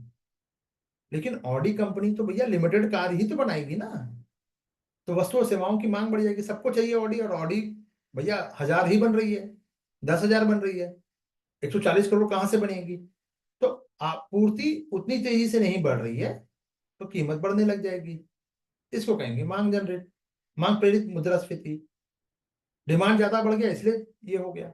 राजकोषीय प्रोत्साहन, इस पे आते हैं। तो ये पूछा प्रश्न में पूछा गया है कि किन किन कारणों से ये डिमांड वाला जो है बढ़ रहा है। ठीक है, तो पहला तो हो गया राजकोषीय प्रोत्साहन। इसका क्या मतलब है, फिजिकल जो स्टिमुलस की बात करें तो यह लोग या व्यवसाय को, सरकार जब लोग या व्यवसाय को पैसा देती है तो टैक्स में रिबेट देती है, छूट देती है, ताकि वो ज्यादा खर्च कर सके। तो जब इसका राजकोषीय प्रोत्साहन का मतलब ही यही हुआ कि लोगों के पास पैसा आ गया। अब जब पैसा आ गया, पैसा मार्केट में है तो ज्यादा उपलब्धता है, तो खरीदारी भी ज्यादा होगी, लेकिन डिमांड, भाई आपूर्ति तो उतनी ही है ना, आपूर्ति उतनी ही है, तो फिर कीमत बढ़ जाएगी। बिल्कुल ये भी है। मुद्रा स्फीति जो सूचकांकन, मजदूरी यानी इन्फ्लेशन जो इंडेक्स वेजेस है, क्या इसके कारण महंगाई बढ़ती है? कर्मचारियों की तनख्वाह बढ़ गई तो उसके साथ साथ महंगाई भी बढ़ गई यार, तो महंगाई बढ़ेगी तो उनकी सैलरी भी बढ़ेगी, दोनों चीजें कंपनसेट कर रही है। तो यह कदम महंगाई के असर को कम करने के लिए, तनख्वाह यानी जो सिक्स वेतन, छठा वेतनमान के बाद सातवां वेतनमान आ गया, अब आठवां आने वाला है, तो कर्मचारियों को नुकसान ना हो, केंद्र सरकार अपने एम्प्लॉय के लिए सैलरी बढ़ा दी। ठीक है, ताकि कर्मचारियों को नुकसान ना हो। तो यह खुद से मांग नहीं बढ़ाता, बल्कि जो पहले से महंगाई है बढ़ी हुई है उसको कंपनसेट कर रहा है, भैया हम आपको ज्यादा पैसा दे देते हैं चलो। तो कर्मचारियों की क्रय शक्ति बनाए रखने की कोशिश की जा रही है यहाँ पे। इन्हें सैलरी बढ़ रही है, किसी की भी, मजदूर की या किसी की भी। तो अच्छा, ये क्या आप जो 50 लाख रुपया महीना जिसकी सैलरी है, क्या उसको गूगल का कोई सीईओ है उसकी सैलरी नहीं, उससे नहीं, आम जनता की बात हो रही है यहाँ पे। ठीक है, उसके लिए तो महंगी सस्ती क्या है यार, कुछ भी खरीद ले वो तो, है ना, सब कुछ पैसे से आ ही जाता है, सुख कर नींद भी आ जाती है पैसे से, आ जाती है ना। मुझे नहीं, अभी भी नहीं लगता। चलिए, बेवकूफ हूं। चलिए, उच्च क्रय शक्ति, जब लोगों के पास ज्यादा पैसा आएगा तो उनकी आय बढ़ गई, आय बढ़ गई तो आत्मविश्वास ज्यादा महसूस और ज्यादा खर्च करेंगे, तो ज्यादा खर्च करने से वस्तु और सेवाओं की मांग बढ़ जाएगी। उच्च क्रय शक्ति यानी परचेसिंग पावर बढ़ गई है आपकी, हाई परचेसिंग पावर, सबके पास 15 लाख रुपए आ गए, बढ़ जाएगा, बिल्कुल बढ़ जाएगा भाई, क्योंकि आपूर्ति नहीं बढ़ रही है बॉस, क्रय शक्ति बढ़ गई है आपकी।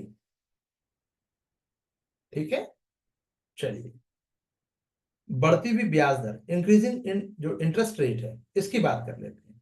तो जब बैंकों से कर्ज लेना महंगा हो जाए, इसका मतलब क्या है, बढ़ती ब्याज दर का मतलब क्या है, बैंक से कर्ज लेना महंगा हो गया यार, पहले 4% ब्याज था, अब 8% ब्याज है। 8% अगर आपको इंटरेस्ट रेट देना पड़ रहा है यानी महंगा है, 100 में आपको 8 रुपए देना पड़ रहा है वार्षिक रूप से, महंगा हो गया। तो ब्याज दर बढ़ने से कंपनियां या लोग कम कर्ज लेंगे, कम कर्ज लेंगे तो खर्च और निवेश भी कम होने वाला है, तो पैसों की जो आपूर्ति वो मार्केट में कम हो जाएगी, तो डिमांड घटेगी, डिमांड बढ़ेगी नहीं। ब्याज दर बढ़ाने से क्या होता है, मांग घटती है ना कि बढ़ती है। मार्केट से लिक्विडिटी सक करना है, बहुत ही इजी क्वेश्चन है, मल्टीपल टाइम्स यूपीएससी ने पूछ रखा है। ठीक है, तो बढ़ती ब्याज दर मांग प्रेरित मुद्रास्फीति का कारण नहीं हो सकती, ये तो उसे कम करने का एक तरीका जरूर हो सकता है। क्लियर है, जल्दी से बताइए। चलिए, नेक्स्ट क्वेश्चन की तरफ चलते हैं। ठीक है भाई, किसी वस्तुओं के लिए बाजार में मांग बढ़ सकती है, यानी किसी अन्य बातों को अपरिवर्तित रहने पर भी किसी वस्तु की मांग जो है, यानी प्राइस उतना ही है लेकिन अचानक बाजार में उसकी डिमांड बढ़ गई, तो ऐसा क्यों होता है, यदि क्या होगा ऐसे, एक एक करके देख लेते हैं। मार्केट डिमांड का मतलब क्या हुआ, किसी खास कीमत पर सभी उपभोक्ताओं द्वारा किसी वस्तु की कुल मात्रा जो खरीदी जाती है, यानी कि भाई सब लोग अफोर्ड कर सकते हैं एक दूध का पैकेट। ठीक है, इसका मतलब ये है बाजार में मांग बनी हुई है। ठीक है, पहले ये समझिए। अब इसका स्टेटमेंट देख लेते हैं यूपीएससी का, कि स्थानापन्न वस्तुओं की कीमत में अगर वृद्धि हो जाए तो क्या, स्थानापन्न वस्तुओं की कीमतों में वृद्धि हो जाए तो क्या बाजार में मांग बढ़ सकती है, ये पूछा जा रहा है। ठीक है, इसका मतलब क्या है, स्थानापन्न वस्तुएं वे होती हैं जो जिनका इस्तेमाल एक एक इस्तेमाल एक दूसरे की जगह किया जाता है। यानी चाय की जगह आप कॉफी लेने लग जाओ यार, चाय महंगी हो गई तो कॉफी पी लो, कॉफी महंगी हो गई तो चाय पी लो, क्योंकि वो सस्ती मिल रही है। तो मांग पे असर क्या है, कॉफी की कीमत बढ़ने से अब चाय की मांग भी बढ़ जाएगी। सही बात। एक ने दूसरे को क्या कर दिया, जैसे कि आप ऐसे समझिए, गाड़ी महंगी हो गई, गाड़ी आपने खरीद ली, मयंक जी ने गाड़ी खरीद ली, गाड़ी खरीद ली मतलब गाड़ी का मतलब कार, ठीक है, हाँ चलिए, मेरे लिए गाड़ी का मतलब स्कूटी है, ठीक है, ये खरीद ली। पर पेट्रोल महंगा हो गया तो क्या गाड़ी चलाना छोड़ देंगे, ऑब्वियस है। चार लोगों को और लेके जाइए, ठीक है। दूसरा, यानी बिल्कुल सही बात, एक पूरक वस्तु सप्लीमेंट्री वस्तु की कीमत में वृद्धि हो जाए, एक इसकी पूरक वस्तु की कीमत में वृद्धि हो जाए। इसका क्या मतलब है, पूरक वस्तु का मतलब जिनका इस्तेमाल एक साथ किया जाता है, जैसे कार और पेट्रोल अभी बताया था। अगर पेट्रोल महंगा हो जाएगा तो लोग कार का इस्तेमाल कम करेंगे। अभी मैंने कहा कि चार लोगों को फिर लेके जाना पड़ेगा, चल भैया तेल महंगा हो गया, चार लोग और चलो, सब लोग बारी बारी से पेट्रोल भरा लेंगे, ऐसा कुछ। ठीक है, तो मांग पे असर क्या पड़ेगा, पेट्रोल की कीमत बढ़ने से कार की मांग कम हो जाएगी। तो कथन क्या हो गया, गलत। पूरक वस्तु के कीमत बढ़ने से वस्तु की मांग घटती है, बढ़ती नहीं है। पूछा क्या गया था, वस्तु की कीमत में वृद्धि होगी, तो ये नहीं होगा। क्लियर। वस्तु घटिया किस्म की हो और उपभोक्ता की आय में वृद्धि होती है, तो ऐसा होने से क्या मांग बढ़ सकती है, वस्तु की क्वालिटी घटिया हो तो क्या उसकी डिमांड बढ़ेगी। सरल व्याख्या में, घटिया किस्म की वस्तु वे होती है जिनकी मांग जिनकी मांग कम हो जाती है। जब लोगों की आय बढ़ेगी यानी अनाज सस्ता होगा, तो जब लोगों के पास ज्यादा पैसा आएगा तो बेहतर गुणवत्ता वाली चीजों को खरीदना पसंद करेंगे। यानी 10 लाख रुपए की सैलरी है या आपकी इनकम है, जैसे भी ऊपर टेबल के ऊपर से या टेबल के नीचे से, तो इसमें होगा क्या, इसमें होगा ये कि आप अच्छी क्वालिटी पे जाइएगा, ब्रांडेड पे जाइएगा, ठीक है। तो मांग पे असर क्या पड़ेगा, लोगों की आय बढ़ती है तो घटिया वस्तु की मांग कम हो जाएगी। यानी लोकल, सबके पास पैसे नहीं है इसलिए डी डुप्लीकेट जो है, ब्रांडेड का डुप्लीकेट बिकता है। सबके पास अगर पैसा होगा तो धंधा ही बंद हो जाएगा डुप्लीकेट का, सब लोग शोरूम में ही जाके लेंगे। क्लियर। चलो, चलिए चौथा है, इस इसकी कीमत घटती है। इसकी कीमत घटती का मतलब किसी भी वस्तु की अगर कीमत घट जाए तो क्या डिमांड बढ़ जाती है। मांग का सीधा नियम है, कीमत घटती है का मतलब किसी वस्तु की कीमत कम हो जाए। इसका इसका सेंस क्या निकल के आ रहा है, पहले एसेंस समझ रहे हैं इसका, ठीक है। किसी वस्तु की कीमत कम हो जाए तो ज्यादा लोग उसे खरीदना चाहेंगे क्योंकि वस्तु सस्ती हो गई है। जैसे कि सेल लग गई, दिल्ली में सेल खूब लगती है और लोग दौड़े दौड़े जाते हैं ना, मारे हटाओ अभी तलवारें सुलेमानी निकाले, हमें पहले हम लेके आएंगे। जो जरूरत की चीज नहीं है वो भी लेके आ जाते हैं, वेरी गुड, अच्छी बात है। तो कीमत घटने से वस्तुओं की मांग बढ़ जाती है, ये तो सबको पता ही होगा, दिल्ली का सेल सालों भर सेल लगा रहता है, ऐसा भी है। क्लियर है सभी को। तो क्या क्या हो जाएगा भाई, एक और चार, एक एक लाइन में आपका पूरा यूपीएससी का डिमांड छुपा हुआ कि भैया वस्तु की मांग घटेगी, यानी कीमत में, अगर वस्तु की कीमत में वृद्धि होगी तो मांग घटेगी, बढ़ेगी नहीं, common sense. Directly based proportional है ना, बिल्कुल रिलेशन है इसका, डिमांड एंड सप्लाई। क्लियर है। चलिए नेक्स्ट क्वेश्चन की तरफ चलते हैं। आरबीआई, केंद्रीय सरकार जो है, आरबीआई के गवर्नर की नियुक्ति कर के द्वारा, केंद्र सरकार द्वारा आरबीआई की गवर्नर की नियुक्ति की जाती है, ठीक है। चलिए एक एक करके देख लेते हैं। की जाती है कि नहीं की जाती है? अच्छा, इसका देखिए यहाँ पे एक मिस्टेक है, यहाँ पे आंसर अनअवेलेबल है, मेंशन नहीं है। ठीक है, मैं इसको पेज नंबर आप लोग मुझे मेंशन कर दीजिएगा 41, व्हाट्सअप कर दीजिएगा, इसका आंसर मेंशन कर दूंगा। ठीक है, हालांकि मेंशन करूंगा, यहाँ आंसर तो मिल ही जाएगा आपको। चलिए, भारत सरकार रिजर्व बैंक के जो सबसे बड़े अधिकारी यानी गवर्नर को चुनती है, ये पूछा जा रहा है। कथन सही है, केंद्र सरकार ही नियुक्त करती है, 1934 का एक्ट है। ठीक है, पहली लाइन, तो पहला स्टेटमेंट सही हो गया।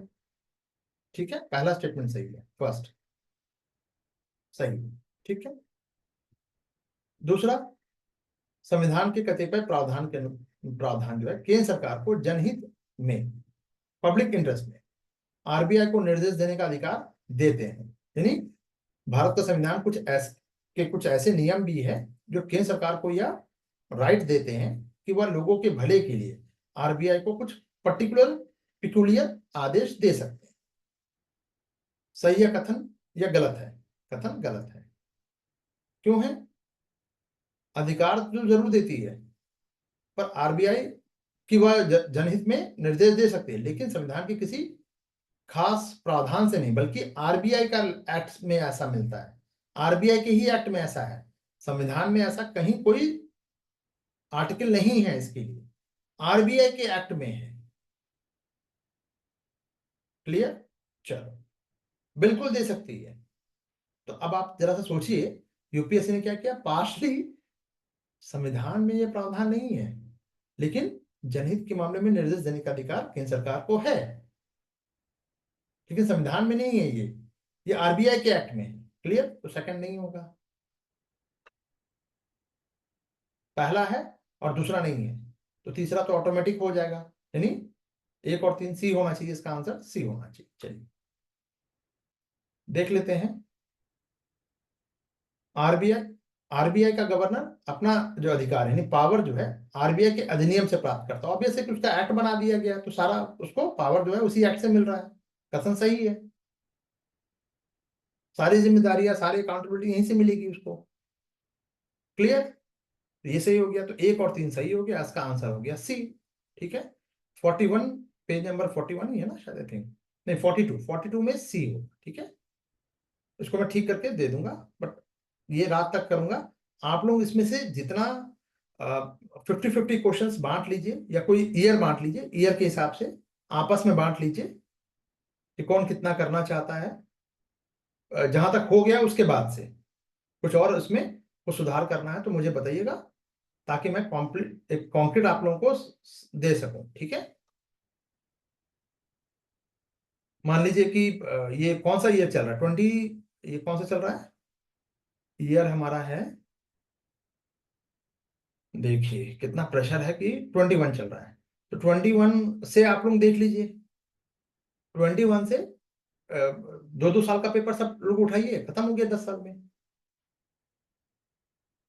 मैं ही डिस्ट्रीब्यूट कर देता हूँ, चलिए गुलाब शाह लीजिए, 21, 21 और 20 आप देख लीजिए।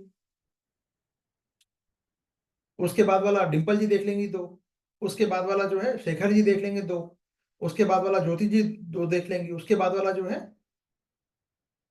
जो 2 बच रहा है वो आप मयंक जी देख लेंगे।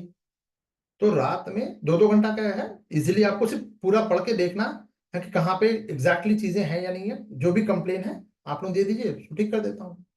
क्लियर है? चलिए, सबको मैंने डिवाइड कर दिया है नाम के साथ। अब दोबारा मत पूछिएगा, क्योंकि मुझे भी याद नहीं, मैंने डिस्ट्रीब्यूट क्या किया, आप लोगों का नाम मेंशन कर दिया था। 2-2 साल आप लोग उसको डिडक्ट करते चले जाइएगा। ठीक है, चलिए इसको थोड़ा सा सहकारी बैंक, शहरी सहकारी बैंक के संदर्भ में बात करना है। ठीक है, चलिए कर लेते हैं बात, कौन सा कथन सही पूछ रहा है। सहकारी बैंक क्या है? कोऑपरेटिव बैंक, अर्बन, देखिए अच्छा हाँ, यहाँ शहरी की बात हो रही है, अर्बन कोऑपरेटिव बैंक, यूसीबी ऐसा बैंक है जो शहरों में काम करेगा और शहर सहकारी समितियों के सिद्धांत पर ही आधारित होगा। इसके सदस्य जो हैं बैंक के मालिक और ग्राहक दोनों होते हैं। शेयर होल्डर भी है, ठीक है। चलिए, राज्य सरकारें द्वारा स्थापित,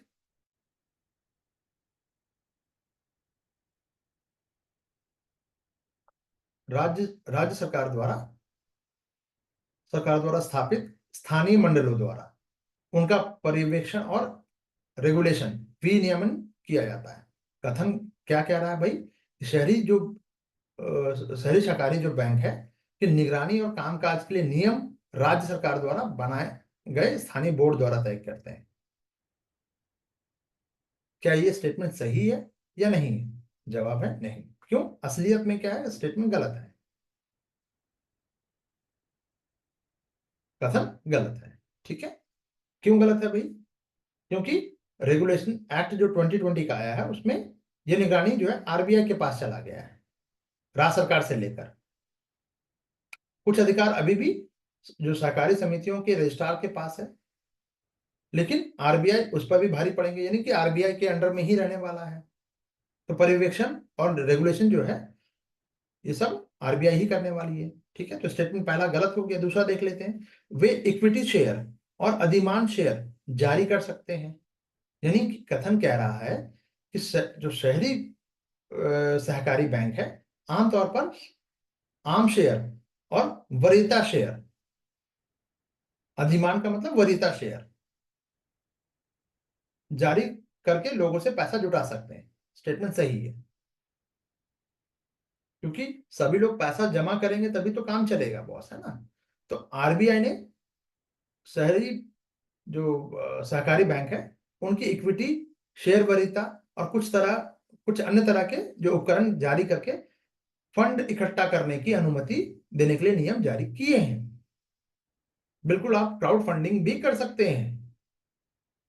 ठीक है। तीसरा स्टेटमेंट है, 1966 में एक संशोधन, एक अमेंडमेंट लाया गया द्वारा बैंक कार्य विनियमन अधिनियम है 1949 के कार्यक्षेत्र में लाया गया था। मतलब इस एक्ट में एक अमेंडमेंट आया 1966 में। ठीक है। कथन क्या रहा है कि 1966 में इस नियम में 49 वाले नियम में बदलाव करके शहरी सहकारी बैंक को इस कानून के तहत ला दिया गया। ठीक है। कथन क्यों सही है? क्योंकि पहले 1 लाख की, जो सहकारी बैंक के पास 1 लाख की चुकता पूंजी, शेयर और रिजर्व थे। अब 66 से इनको जो ये जो नियम जो लाया गया है, जो बड़े जो सहकारी बैंक थे उन्हें अब इसके इस अधिनियम के दायरे में ले आया गया। ये पहले बाहर थे, अब इसको इस दायरे में ले आया गया। क्या स्टेटमेंट सही है? जवाब है यस, सही है। ठीक है, क्लियर है? जल्दी से बताइए।